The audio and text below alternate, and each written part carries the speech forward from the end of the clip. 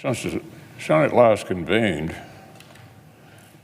our nation has seen 2 attempts to circumvent the American people's right to choose their leaders. The first, of course, was the first time in more than a century that a former president of the United States was shot in an attempted assassination. That happened to Theodore Roosevelt. This murderous assault on our democratic process very nearly robbed millions of Americans of their choice for the next president.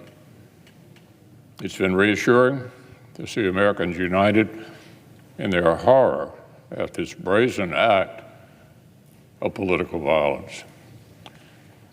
The near disaster on July 13th violated the trust of the American public, and restoring that trust will require transparency and accountability. I said at the outset that the resignation of the Director of the Secret Service would be an important step in that direction, and I'm encouraged she's taken that step today. The Director is on record describing her agent's responsibilities as, quote, a zero-fail mission, end quote. Clearly, on July 13th, the Secret Service did fail the mission. The important questions now are why and how, apart from internal inquiries and FBI investigations, Congress Oversight Authority entitles us to answers. Yesterday, the House Oversight Committee spent hours questioning the Director of the Secret Service. Unfortunately, the Senate majority hasn't yet showed any intention of conducting oversight of its own. Democrats who so often express concern about threats to democracy have yet to look seriously at the failures of the Secret Service. The Judiciary Committee, for its part, appeared to be more concerned with resurrecting failed judicial nominations than in getting to the bottom of the first near assassination of a former president in 100 years.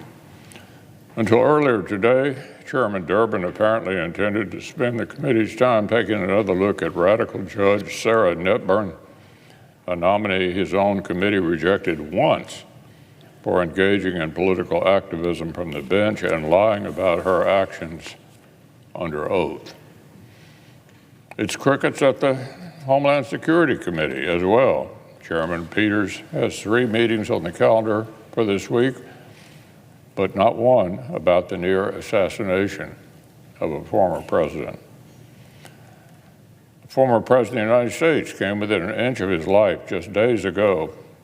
An innocent participant in the great tradition of American campaigns was killed, and 2 other attendees were seriously wounded.